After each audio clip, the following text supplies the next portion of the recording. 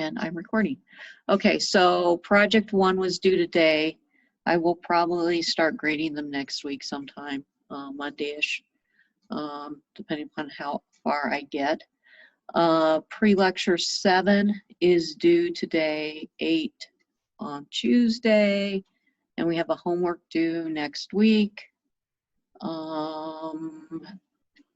Homework 3 is due the 25th, and project 2 is due Thursday, March 4th. It's a little bit, project 2 is a little bit more involved than project 1. You're going to have to actually simulate the circuit that you built in project 1.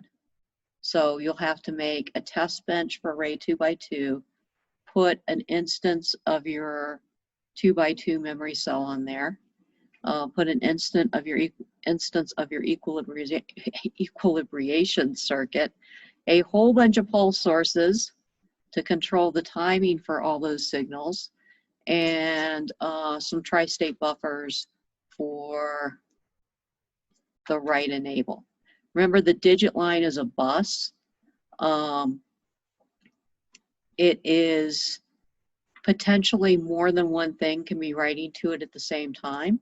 Sometimes the M bit, when you're reading from the cell, the M bit's writing to the digit line. When you're writing to the cell, the data input is writing to those lines.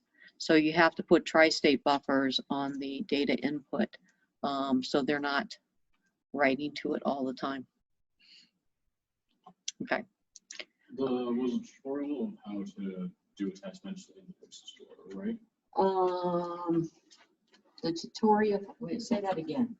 The tutorial to do test bench in the Pixel Store, right? No, the test, it's not like 310. You're just going to do another schematic and put a couple things on there. Okay. All right. See who's here. I have, this is who's absent. Hamad, Ben, Jonathan, Matthew Miller.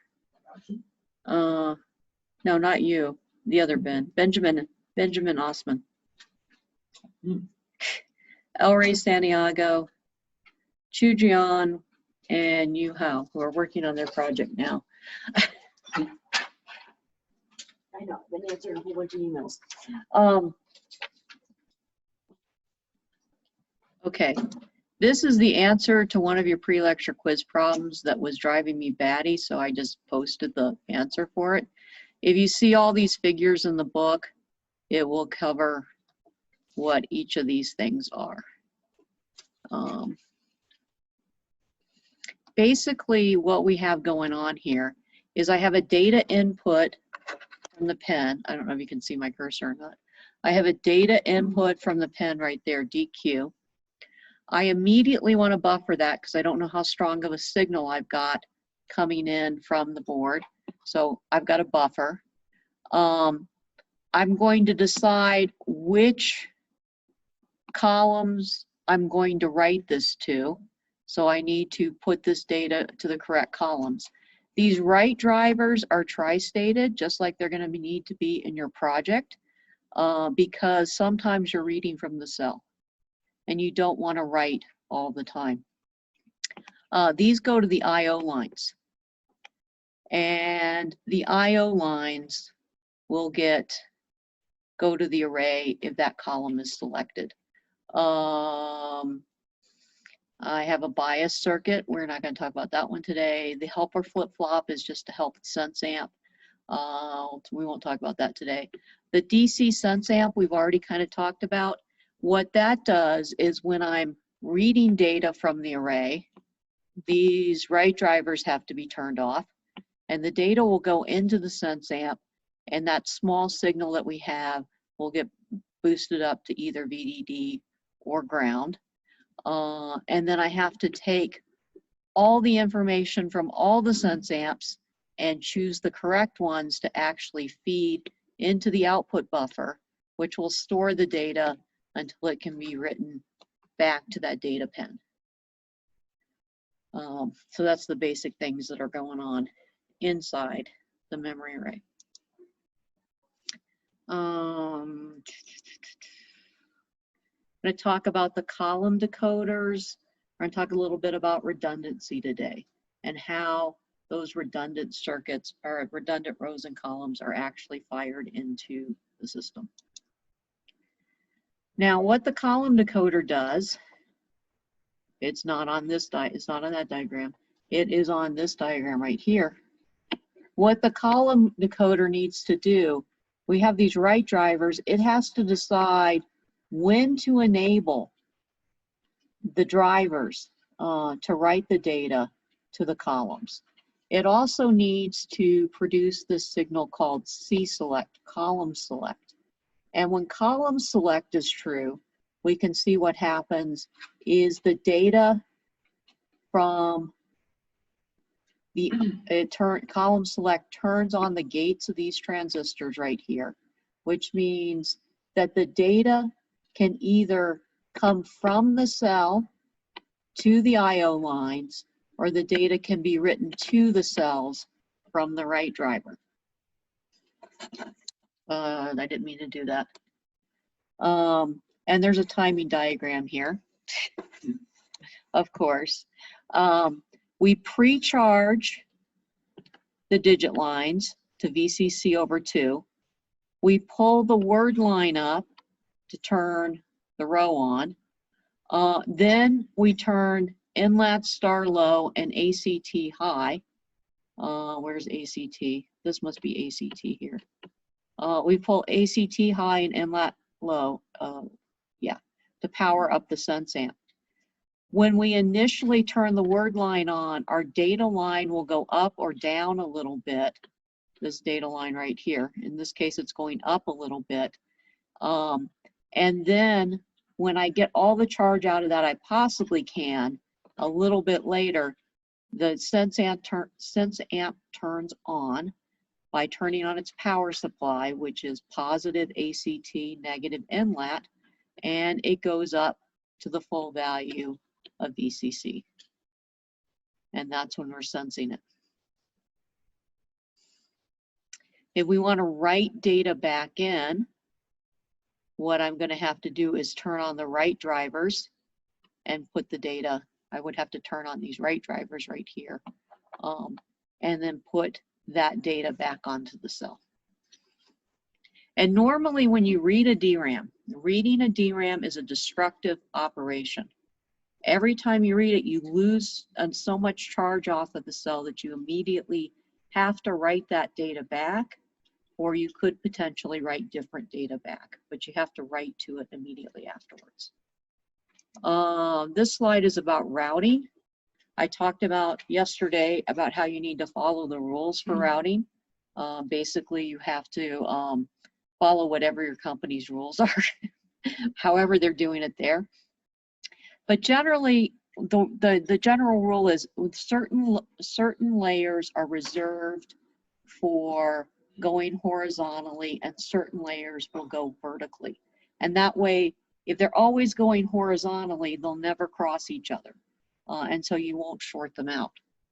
Poly here is going to be reserved for things that are tied to the gates of transistors, because it's just so that's what you need for the gate.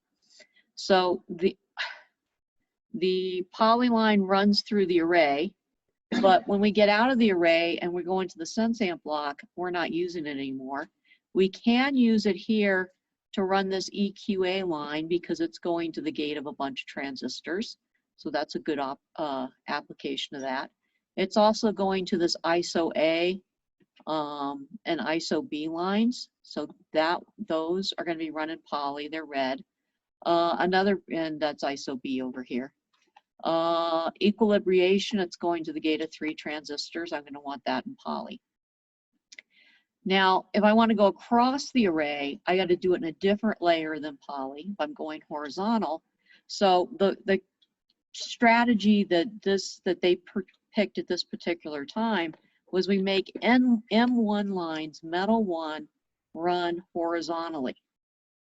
And that way they'll never cross another metal 1 line.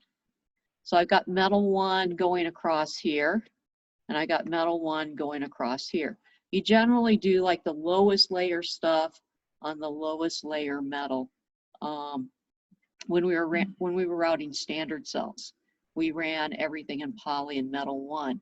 And then our interconnect between the standard cells would be metal 2, metal 3, and metal 4. And we did that because we just didn't want accidentally, if some of our routing between the cells crossed over a cell, it wouldn't short anything out. Okay, so then the purple lines are metal 2. So is poly like lower level? Is that? Yeah, poly's the lowest level, and it's very highly resistive, and it's the material we make the gate of the transistors out of. So anything that's running poly is pretty much going to be tied to a gate of a transistor somewhere. Yeah. The purple is metal 2. That's going vertically. So I'm going to get the rest of the vertical lines I have going through here in metal 2, because that's the only thing I have left to do. And my fourth layer is metal 3, and that's green. That's going horizontally. And the only thing I have left I can't put in metal 1 is this green line right here. Probably the reason why this isn't run in metal 1, even though it's not crossing the metal 1 here, is probably the spacing between the two of them is too small to run two adjacent metal 1 lines. Also, running adjacent lines right next to each other, even if you manage not to short them out, you're going to have a good bit of capacitive coupling between them. Yeah. Okay. Oh gosh, it did that to me again. We're going to look at a static CMOS column decoder and a synchronous dynamic logic column decoder. Just like it's dynamic logic, just like we learned about in 380. It is static CMOS, just like we learned about in 280 and 380. Every time I see this word, I just kind of like to have a double take. EDO. In my world, EDO stands for even data out, and it's the card we would have to whack with the calibrated whacking stick to make it work. Because was it FPM's fast page? Fast page mode. EDO is extended data out, not even data out. I may call it even data out at some point in here. So FPM's fast page mode, EDO is extended data out. We want the column access to be fast and random. When we address a row, we want to be able to switch from column to column very quickly, because that is the way to get more data out faster. The fastest way to get data out of this memory chip is to turn a row on and read all the columns on that row sequentially as fast as we can, and then go to the next row and read all the columns out. Okay. RAS before CAS, and you need many, sometimes, and a lot of times you need many addresses for each RAS cycle, and RAS is the row address row. Okay, we've got this redundancy thing going on here too. Let's say we hit the address, and this is the first way they did it. What they would do is they would fire the address of the column.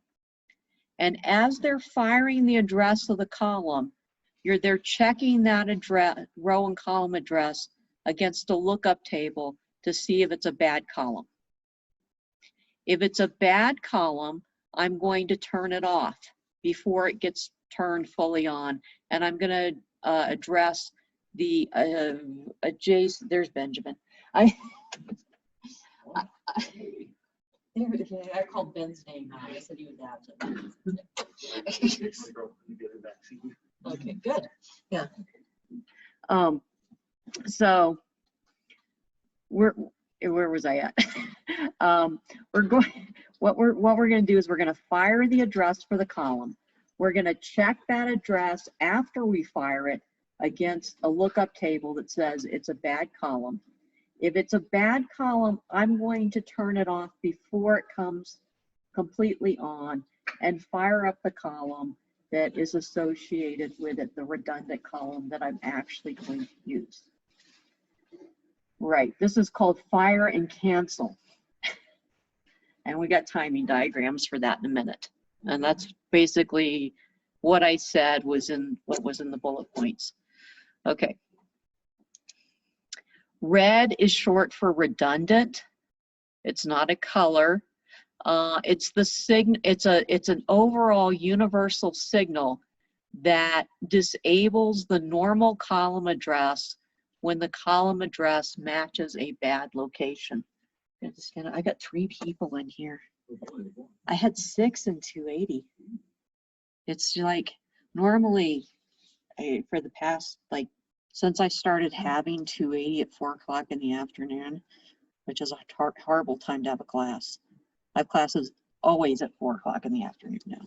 I'll just come sit in 280. They would, it would just be the deadest class in the world. I mean, everyone would just sit there and stare at me. But now I've got actually 7 people who came to class yesterday. I was excited. I got like 95% of my questions come from the people sitting in the room. And yeah. Red roses, redundant roses. Redundant, red, redundant roses. Okay. I'm going to slowly scroll up here. Redundant, red is redundant, so redundant roses. Okay.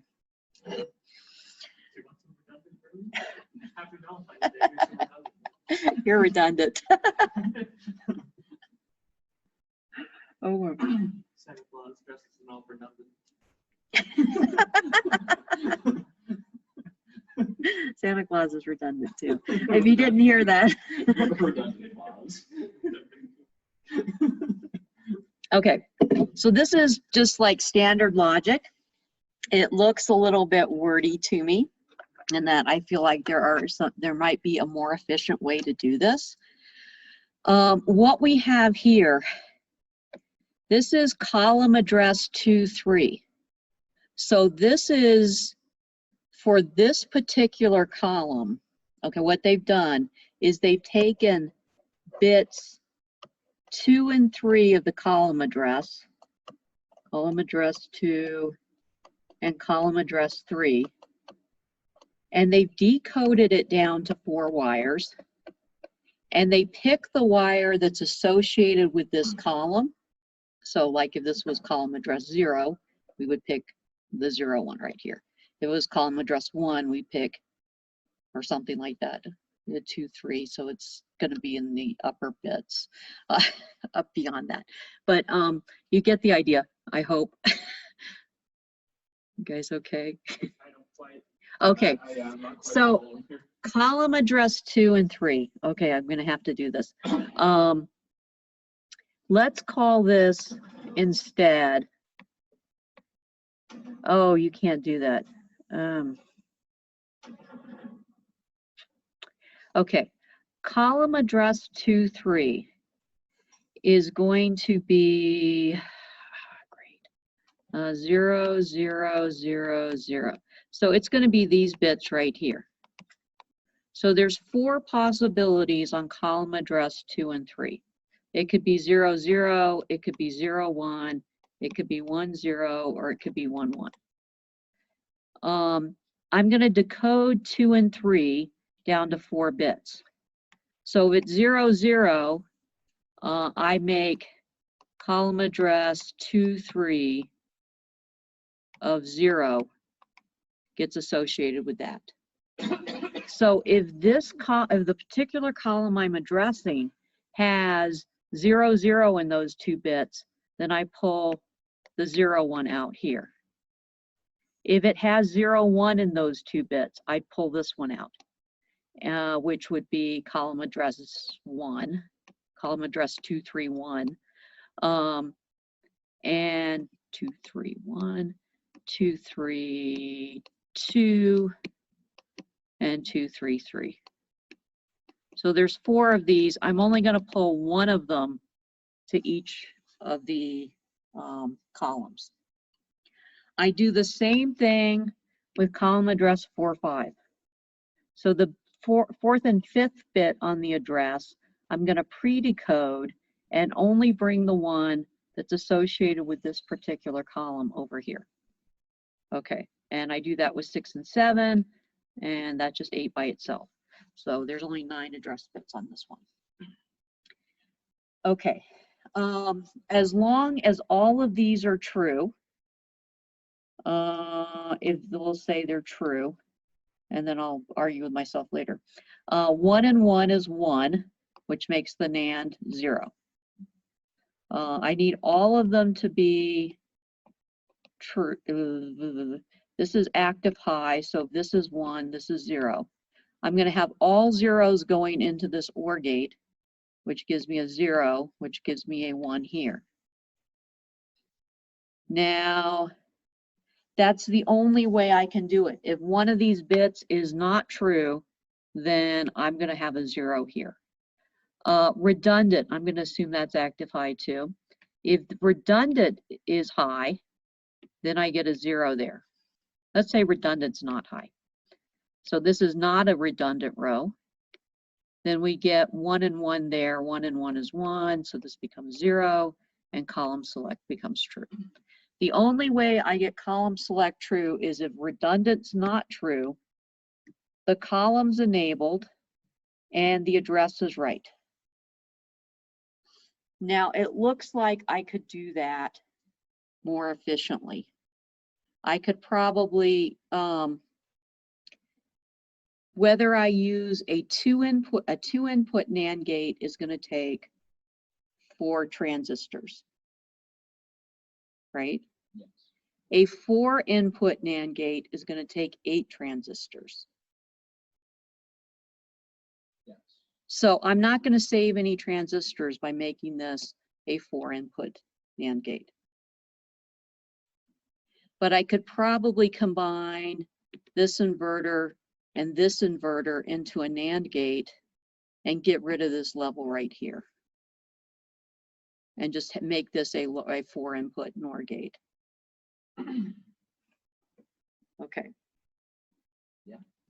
You could probably make a more efficient design, but I think this will work for every column. Why 128? Probably because that was the maximum number of columns we calculated eons or days ago. One or the other. One or the other. Undefined. Yeah. So this is what we're going to do if we actually hit a redundant column. In this case,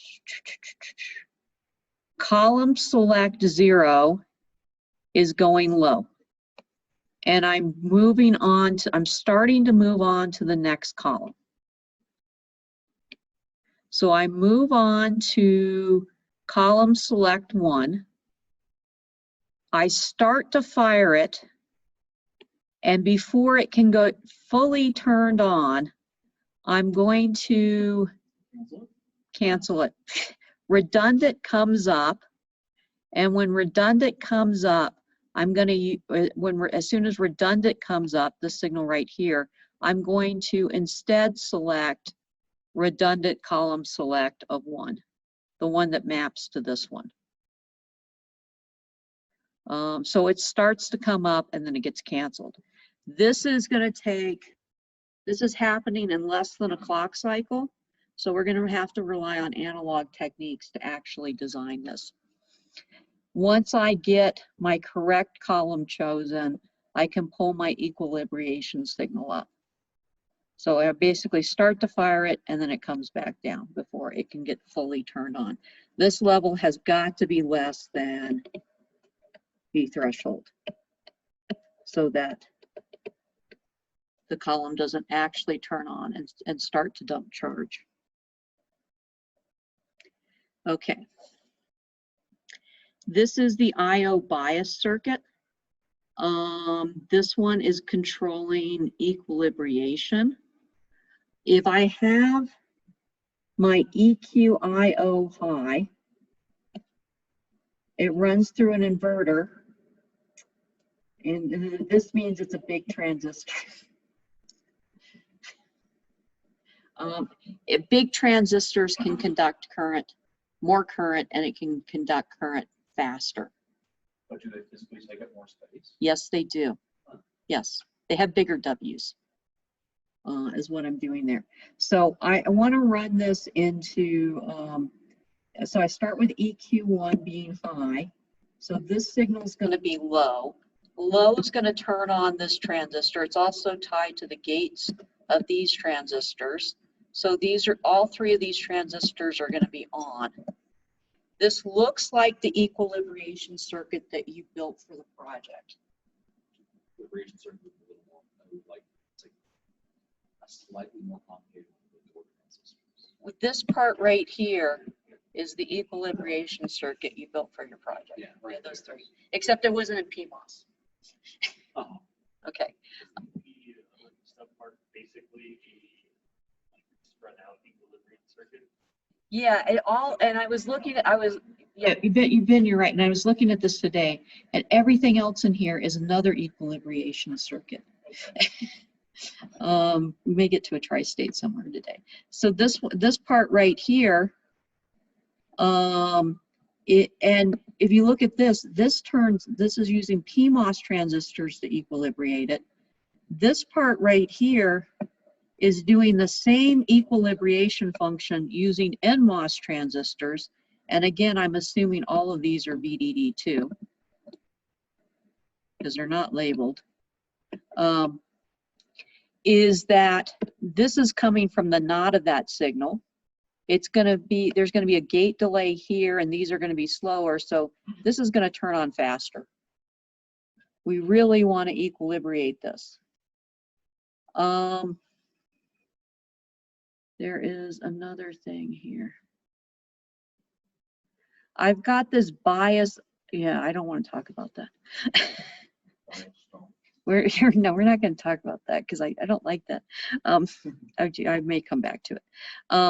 This one right here is another equilibration circuit that's triggered off of equilibration as some kind of test signal.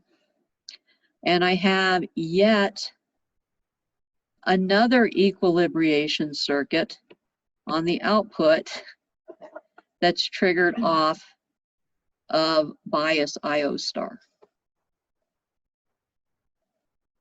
So different conditions can cause this equilibration circuit to cut on and off. Yeah, this one I don't like because it's going to ground. It's equilibrating both signals to ground. And when does that happen? That happens when bias IO is true. When bias IO star is true, we equilibrate to VDD2, and the other one equilibrates to whatchamacallit, ground. And I don't understand why it does that. Why do we have the two equilibrium circuits on EQIO, the PMOS and NMOS one? Why are there two? Why are there two? It's probably to make it fire a little bit faster. But then couldn't we just stick with the NMOS? We might be able to just stick with the NMOS and make them even bigger. It also provides a little bit of redundancy too. If one of those is a little bit, if they were having yield issues with this circuit, it would be one of the things you could do is put a little bit more redundancy in there and to increase the yield. Yeah. So yeah, I don't know why they did it like that, but I'm sure there was a reason. There's stories behind all these extra transistors. There's nothing to this matter. I've been there before. You're about ready to go into production. You have a yield issue.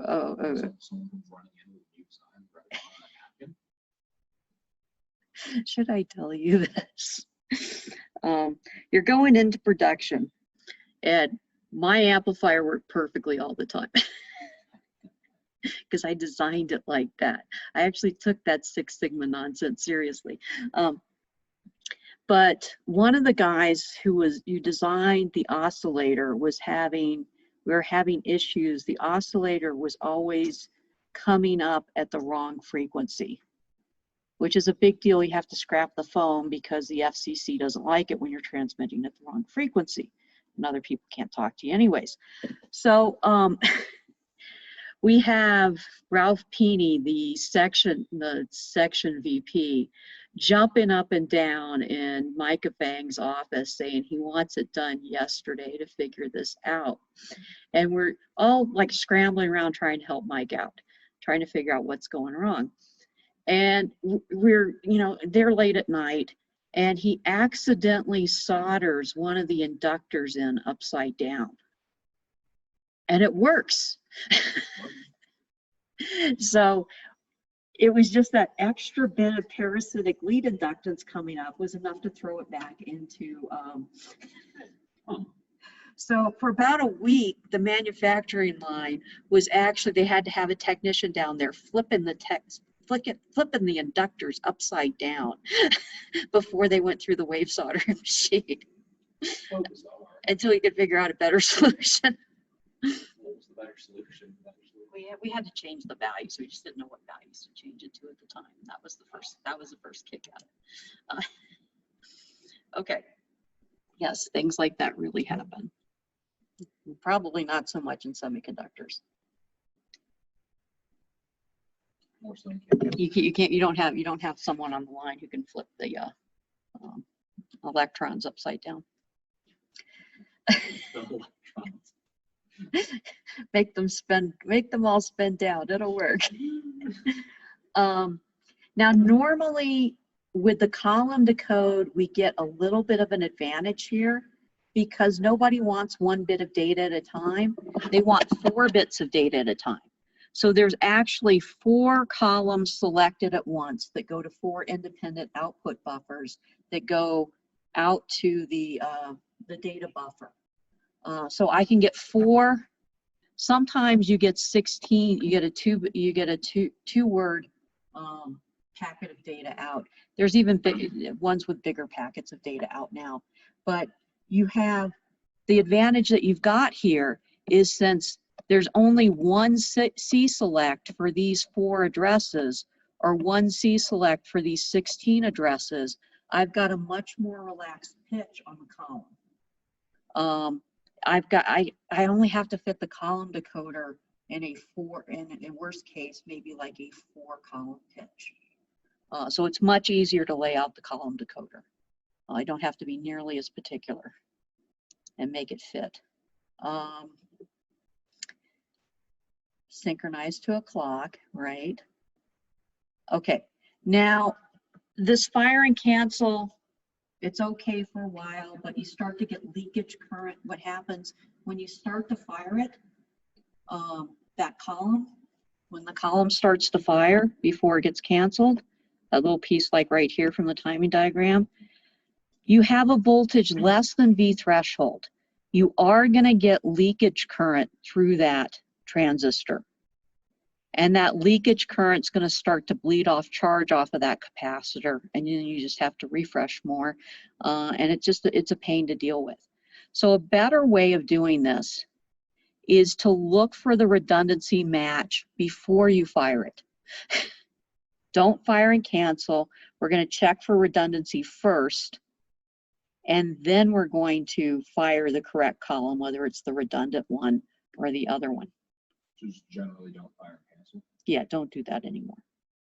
But it was an idea, and it did work for a while. Okay, so this is the whole column decoder, and don't freak out. I told you this is like an art history class. Those of you who asked. We'll look at the individual pieces of this, and there's a few pieces on here that really threw me off the first time I took it because there's non-standard symbols on here. DEC-N is the decoder enable.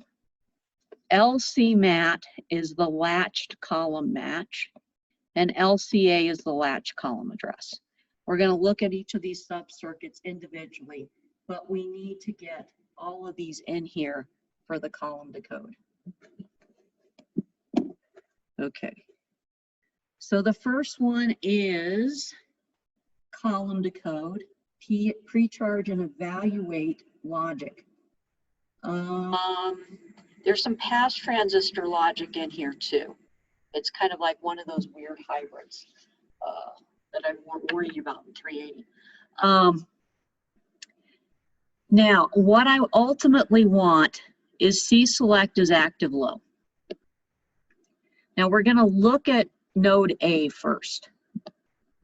Now, node A is, remember from past transistor logic, this node right here would be LCA 45 star ANDed with CA1. And then when I go through the next transistor, I'm just ANDing that result with what's on the gate, which is CA2. And I AND that with DEC enable, decoder enable. And then I AND it with CA3. I think this particular circuit shows up on a homework somewhere. And all that equals A. That's our pass transistor part of it. Now there's a few extra transistors in here. This one, and this one. What are they doing?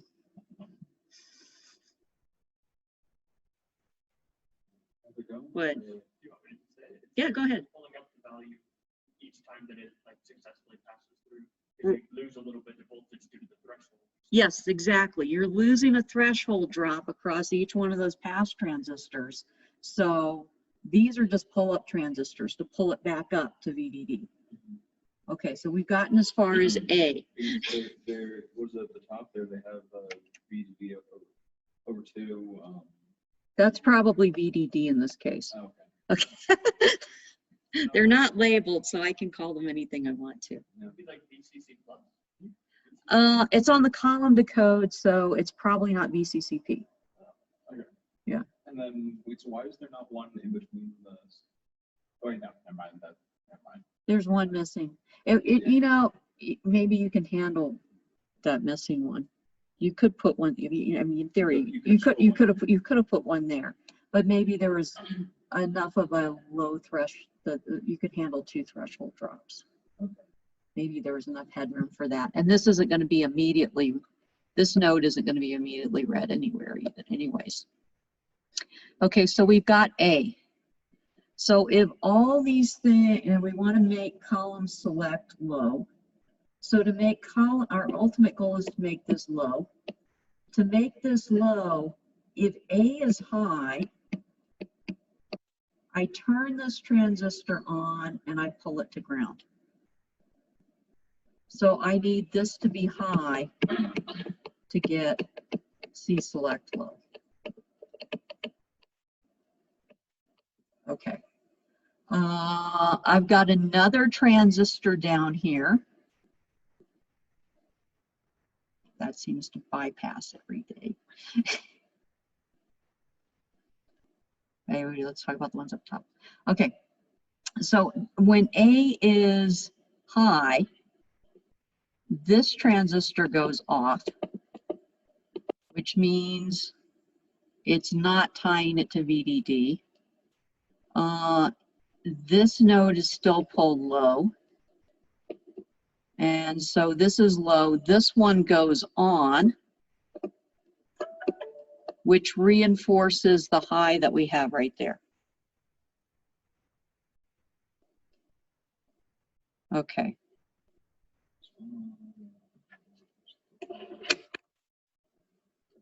Why include that part?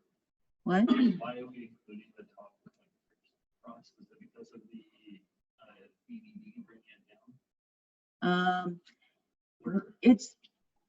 It's basically it's to reinforce it. Now whenever this node, let me change colors. I need something contrasty. Whenever this node is low, then this transistor will turn on, which will drive this. It has a strong drive now to VDD. So these are acting as pull-up transistors. Okay, so it's not a pull-up. Yeah, it's another pull-up. And this one's acting as a pull-up for this node too. Yeah. Again, it's just to keep those voltages at a good, strong power supply level. Probably they built it the first time and it looked something like this, and then they realized they had to buffer it because they were, or they simulated it, and they figured out that they needed something to maintain this. Because remember, the C-select is going to go down the whole column, so it's being tied to a whole bunch of rows. So you need a good strong drive on the C-select line.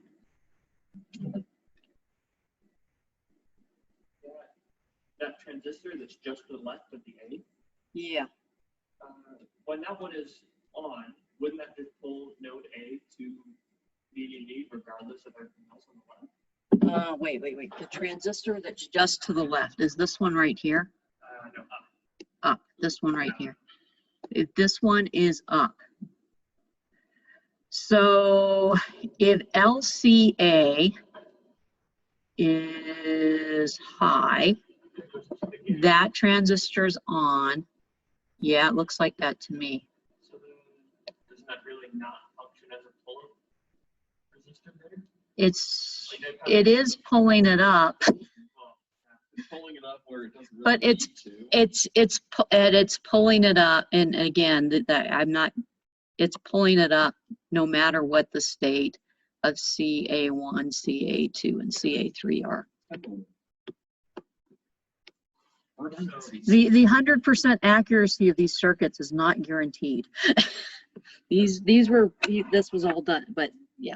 I don't mean to make a pun here, but it almost feels like that last one's redundant. It almost, no, what it feels like to me is this transistor should be over here. Yeah, That would make way more so sense. it's just probably Hmm. misdrawn schematic. Yeah, there's a pull-up resistor in the latchkey thing, right? yes, because you've got the PMOS to pull it up on the right, and then this one's missing one. Okay. That makes a lot more sense. Good. So we take this circuit. Remember, I know, but remember, these are cartoons of circuits. These are not actual circuits. These are not things that were simulated and put into products.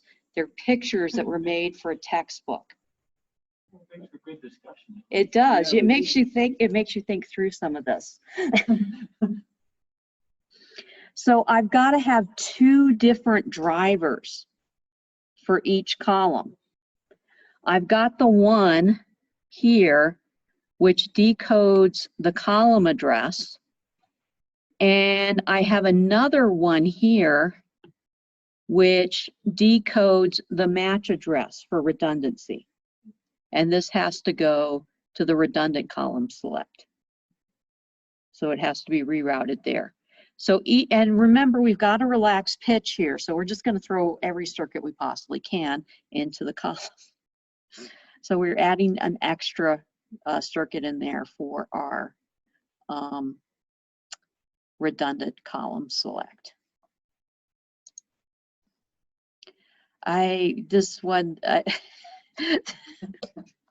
The first semester I taught this class, we'll get to it, that's part B.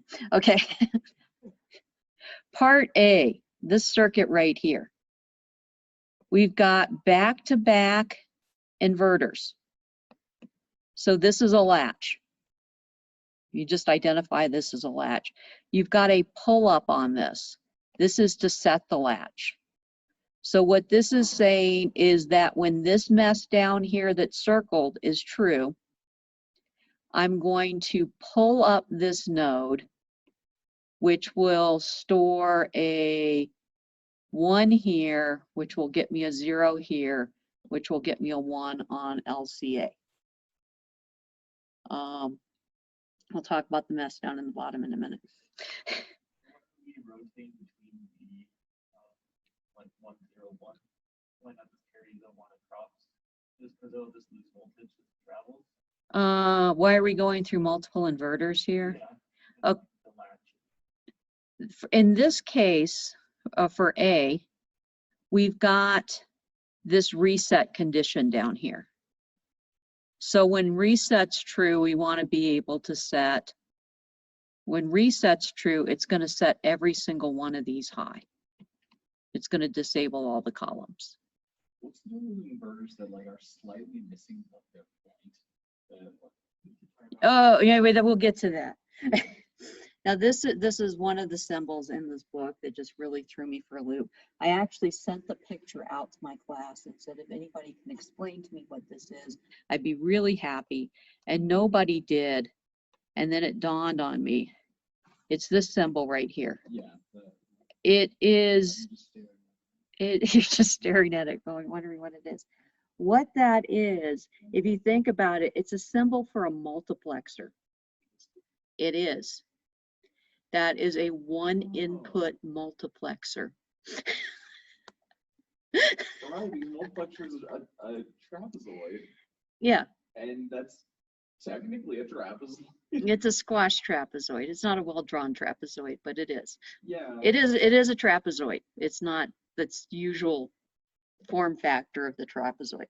What is the symbol before, right after the reset? Right after, oh, we'll get to that one in a minute. Okay, so that one I knew. So now that multiplexer is upsetting. Okay, a one input multiplexer. What is the name? And it's non-inverting. What is the standard name for a one input multiplexer? It's a tri-state buffer. There's one input to it. The only thing I have here are these two inputs right here that control whether this is tri-stated or whether it is on. And if it's tri-stated, then I can use this pull-up transistor to set the state of the outputs. If it's non-tri-stated, then this controls what's going on.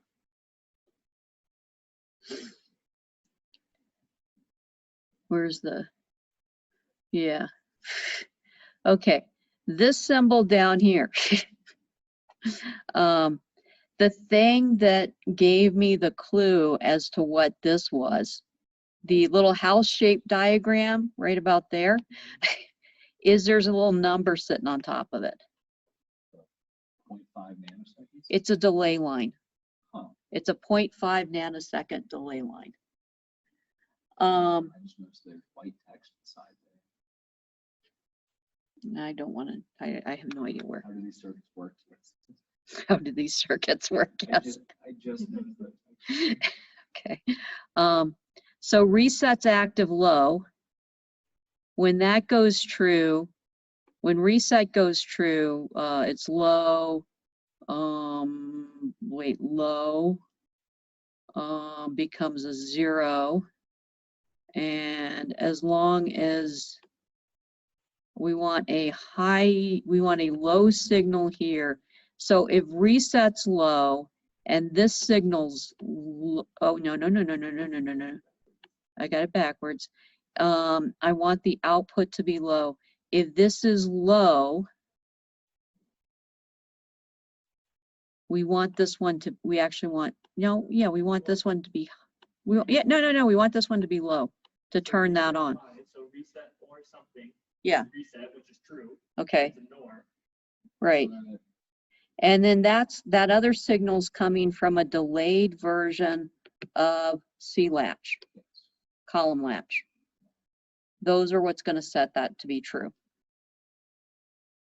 Oh, and do you delay column latch because you're figuring out whether you should use the redundant one or the main one? Is that what that time is for? Possibly. Yeah, because well, you've got your redundant signal coming in here. You've got a processor somewhere that's controlling this. You put out by the time you put out the column address, redundant is going to be true or not. So all of these signals are going to happen at the same time, because this is all going to be run by a processor. Don't even ask about that one either. No, I've never trusted people who use delay signals in the line. It goes back to the dice chip. Roll the dice. Maybe it'll work this time. Yeah, okay, so redundant comes in here. If redundant's true,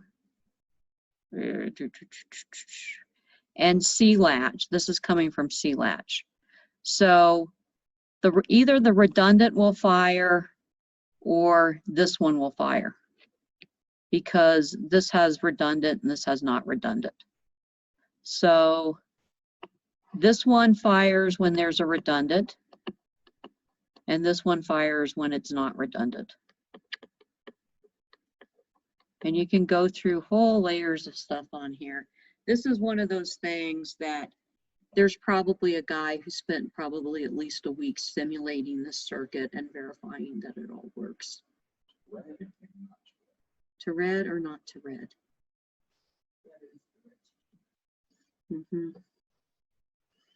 Okay. These are the waveforms. And this is the part that is not quite digital. Look at this. This is all happening in 3 nanoseconds. So there's somebody doing an analog simulation of this thing to get it right. I equilibrate first. Equilibrate goes false. I latch the column in. My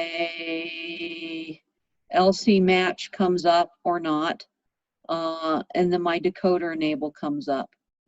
And so all this is done by static logic, but you have to get the timing right, because you need to have all this happen in a short amount of time to get, in this case, the redundant column select high. Has to be done way before the next clock cycle. Okay. And as fast as it possibly can, because this is going to affect the speed you're getting your data out at. Okay, we've talked about redundancy. It's universally used now. Improves yield and profitability. There's spare rows and columns to replace defective elements, and I've said this before, but there's also spare subarrays. If you have like an entire subarray that's out, or maybe like a quarter of the subarrays out, you can replace the entire subarray. You're going to need 4 good quadrants that are adjacent to each other to make a good die. So what they do is they have these saw arrays that come in and are going to saw the arrays out to give you the maximum number of 4 good quadrants. Somebody goes in there, there's a test engineer involved in this, of course. Test engineer comes in, they test the wafer, and they say, okay, these are the bad quadrants, don't use those. And then there's a programmer involved who's going to say, that basically has some kind of algorithm that's going to maximize the number of good clumps of 4 arrays they can get out of this. And then that will determine how the saw moves. And all this is done through the magic of programming, thank goodness. I'd rather be the test engineer. I'm just going to test it and see if it works. Against the wall until they stick. No, that was a whole group at Motorola. They had a whole, there's 5 guys. Of course, they're all guys. And their job was to break things. Break the phones. So they actually had a step ladder in there that they would have to go up to and like drop the phone from a calibrated height to see if it would break, and try to drop it in as many different configurations as they could, see what breaks first. see like what happens when you pitch a phone at the ground. Well, you had to do it at a calibrated height with a calibrated force. So the thing is, if you drop it without pitching it at a calibrated height, you're going to get the same force on it. Yeah. But if you have somebody pitch it at the wall, you know, that's a random force. Depending upon if you have like a MLB Baseball pitcher. Or a child. Yes. Or children throw pretty hard sometimes. Yeah. But yeah, we had, no, I shouldn't talk about Ben, poor Ben. He was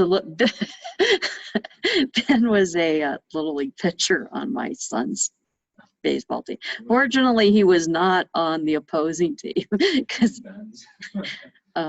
he had a mean fastball for an 8-year-old. I mean, it was really fast, but he couldn't hit the side of the barn. So maybe about a quarter of the time he'd hit the batter.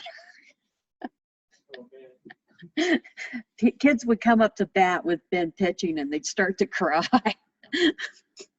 Not you, Ben. Okay. And you really go to tennis. In tennis, you get a point if you hit the other player. Yeah. Okay, so we're going to talk about redundancy some more and physical ways of doing this. So for row redundancy, we want to replace the bad word line with a good word line. That's the whole idea. Things that are defects, the entire word line could be shorted to VDD or ground, or maybe to another word line. There may be a defect on the line that's causing it to be open. You know, the poly just didn't quite make it all the way. There may be shorts between the word line and the digit line. Bad in-bit transistors that are shorting the one capacitor into the whole line. There could be a bad storage capacitor that's connected to the wrong place. We logically replace the whole word line address with another word line, with a redundant word line. The way we're going to do this, we're going to strobe and RAS. We compare it to addresses of bad word lines, or within our little microcontroller. If there's a match, the replacement word line fires, just like with the columns. So it's kind of like redundancy on the row and column redundancy. Now this was a brilliant idea, because usually what happens is a dust speck lands on a subarray somewhere and creates a whole batch of bad word lines in the same subarray. So what they figured out, they could increase the yield significantly if they could do this global replace. So instead of just using the replacement word line in the same subarray, I can use replacement word lines from other subarrays. So I'll have completely different addresses. Again, we're getting higher yield, and it's good for clustered failures. And a lot of the stuff Daniel Eichenberger showed me when he came here and talked were clustered failures. And he said basically those are the most common ones. It's not just that you have one word line or one in-bit that's bad, as you have a fly speck on the. It was like the Daniel Eichenberger was the micron guy, right? Yes. Yeah, it was like the wafers with all the dark spots on them. Yeah, the wafers with the dark spots on them. And the dark spots tended to clump together There's a whole too. segment of dark spots. Yeah. Good question. Oh, okay. I'm calm enough to actually look at that this semester. Not necessarily. There's some things like with fast pay, when you try to, there's some readout modes where what you do is you fire a word line in every single subarray at the same time. And then read out all those column addresses at the same time. It's not going to cause a bigger delay if you can address the word line at the same time you could have addressed it before. And that's part of the reason for moving to that microcontroller on the array that just takes in the addresses that it's going to look at next and automatically maps them to the redundant rows and columns as it needs to. And then all the addresses can fire at the same time. If you were doing fire and cancel, it would give you a little bit of a delay. That's good point. Now, when we put these repair elements in, there's actually fuse banks used to enable them. That's the same thing. You did the same. Oh, okay. Thanks. Okay. there's going to be some fuse banks in there. We're going to burn out fuses to enable them or disable them. That's a permanent operation once that happens. The repair doesn't happen once per RAS. That's worded funny. The firing happens once per RAS cycle. You have to make the decision whether you're going out to the actual address line or the repaired line.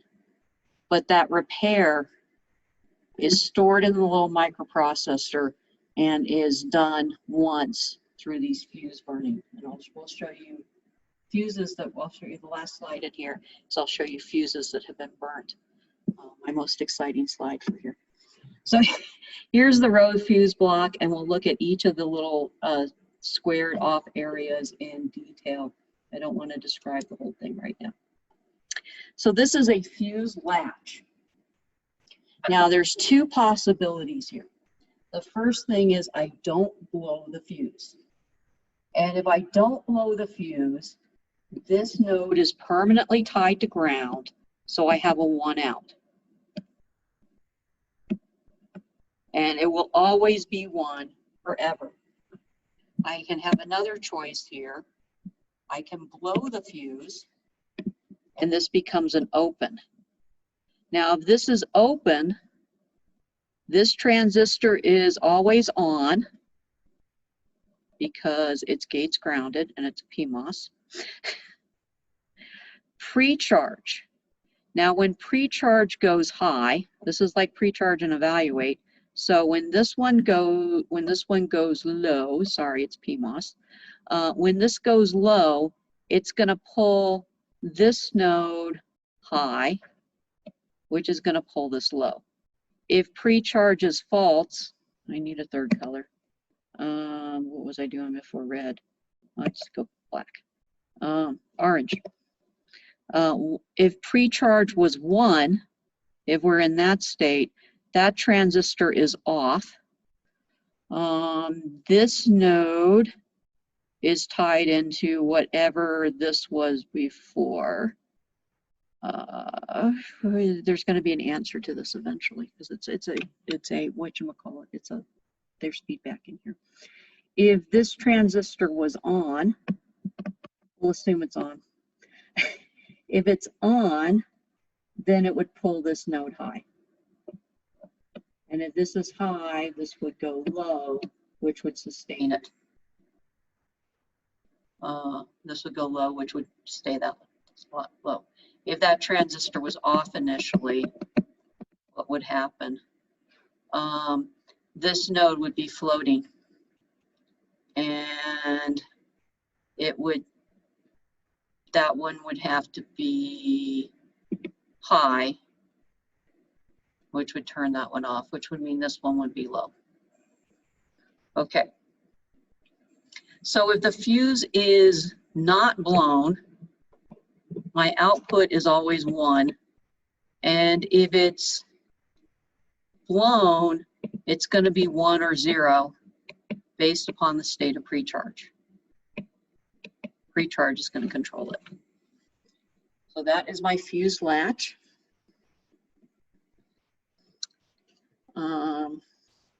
Dr. Brower hates redundant logic. That's what all that's about. We want to be able to, 2 inverters does not make a logic error, Dr. Brower. Sorry. We want to be able to, it's just not efficient. This line is going to disable the redundancy. So basically, enable high, evaluate. The star there, is it disabling redundancy? It's active low. So the star means active low. Do not ever use a star in your Mentor graphics signal names. Yeah, you can use _ STAR if you really want to irritate somebody. The normal way to do it that I did for years, it was not this red. And that just means disred, active low. For some reason, Dr. Brower likes doing it like this because I don't know. This is just basically to enable and disable the redundant addressing. The disable lines coming through here. We've got a fuse here, and if we want to enable it, we've got a fuse there. We can do that. I know I'm running out of time. So I put these in a block. We're going to talk about the blocks differently. We have the fuse bank here. So this is row address 1, 2. I can choose to disable some of those states here using these fuses. Test mode. We have to, oh yeah, you got to be able to do this. Normally, when you fire up your array, none of the, if it's perfect, none of those redundant rows and columns are used. But if the redundant rows and columns themselves are bad, you don't want to map them in. So you've got to develop a test mode to test those beforehand before you actually use them. And that's what this thing's for, and I'm running out of time and I don't use this that much. We're looking for a match, redundant. Okay, I don't want to talk about that. That's not all that useful. If we can get through some of these circuits, that's like good enough. And I don't use, do I use that one? Yeah, this one shows up. We'll talk about this one. Oh my gosh. Why do I want to talk about this one? Okay. So if you go through the logic for this, there's a connection error. Of course there is, Dr. Brewer. If you go through the logic for that, where's my A0 line coming through here? Column address. What I have here, exactly one of the CaO2s are going to be low. Oh yeah. What do I want to explain about this circuit? No, there's something in here. What is this? It's a strange looking circuit you've never seen before. I've got three, I got 3 inputs to this thing. Okay. If I had to guess, is that cluster of things on the right, is that since one of them will be low, we'll bring like one of those to ground or open circuit or something. I want to look So at whatever is right at like 10 star is like an analog voltage between like 1 and 4. Kind of thing. We're going to look at this circuit. This is not a standard CMOS circuit.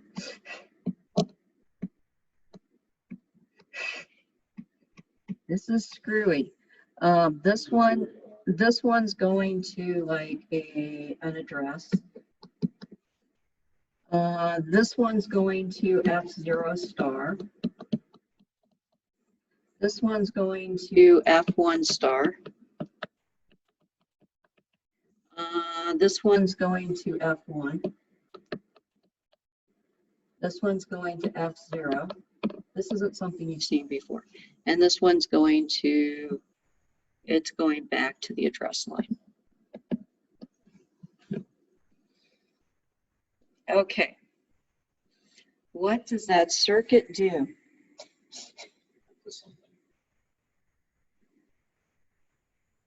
This is, and my output comes off of here. Okay, I should just tell you. This is my output line. The only way, okay, so I need to have, in order for A to write to Y, if F0 is, let's look at F0. If F0 star is high, then this one's low. And both those transistors turn on. Now, if we look at the F1s, if the F1 is low and this one's high, then both those transistors turn off. The only way, and if both those transistors are off, Y is in a high impedance state. The only way A can get fed to the output is if I do this. I make this high, I make this low. And then if that's true, then if A is low, it pulls it high. And if A is high, it's going to pull it low. This is a tri-state inverter with 2 tri-state inputs.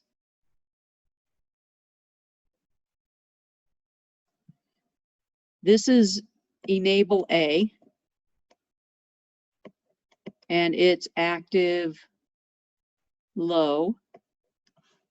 This is enable A, and it's active high. This is enable B. Oh wait, I did that wrong. No, I didn't. This is enable B.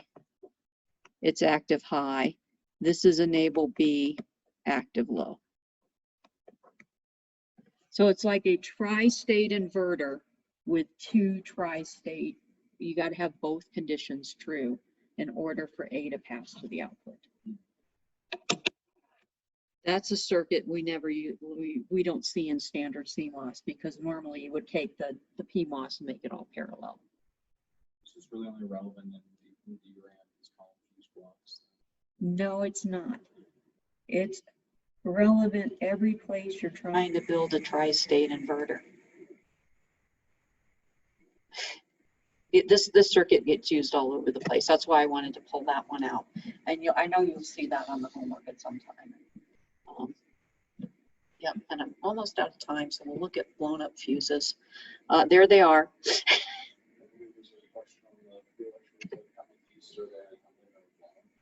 3 fuses are blown. And there's 16 of them on the picture. Yes. Okay. Yeah. So they literally, what they're doing here is they run more current through that wire than it can handle until it gets melty and blows up. And not enough current to blow up the next fuse is the trick. Because you're going to cause some local heating here. Is the memory doing that, or is like a test engineer doing that? Probably it's probably a programmer. What's going on is they run diagnostics on the chip. They find out how many redundant rows and columns they need to use and what's the most efficient way to map them. And then that program's going to decide which fuses need to be blown. It's going to have to be put on a piece of test equipment, specialized equipment, to actually blow those fuses, because you don't want the end user to do it. So it's like you map all the redundant things still in the factory, in development. It's Yes. not like you take it home and then you get dusted and it changes. No. Okay. Okay.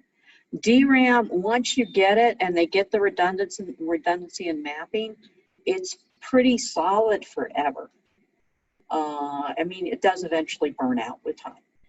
It's not like flash. Flash is a redundancy kind of nightmare, because what happens with flash, in order to program it, you've got to put 20 volts across in this little, tiny little gate. A lot of high energy to force the electrons through a capacitor. So for flash memory, there are sectors and columns and pages going out all the time. And so it's a continual process of mapping and remapping and restoring data as parts of the device start to die. Is there no point where there's not enough redundancy? Yeah, if there's not enough redundancy in this particular chip, it gets marked with a big black dot, and they never bother to package it. Fair enough. Yeah. They should stop that. And then once they package it, they're going to test it some more, because there's defects that could be in packaging, and they don't want the devices that are bad in the package to make it into an SSD or to make it into your DRAM in your computer. Do the ones that just get marked with black dot kind of just get thrown out? Yes, and become more e-pollution. Okay, I'm going to do roll one more time real quick. We lost someone red, it's expected to go to 335. Hamad, That's on Jonathan, Matthew, Shujian, and Yu Hao. And nobody's yelling at me in chat. Okay. So if you watch the lecture, just send me an email and I'll give you credit for it. With the That's so good. I don't know what math is.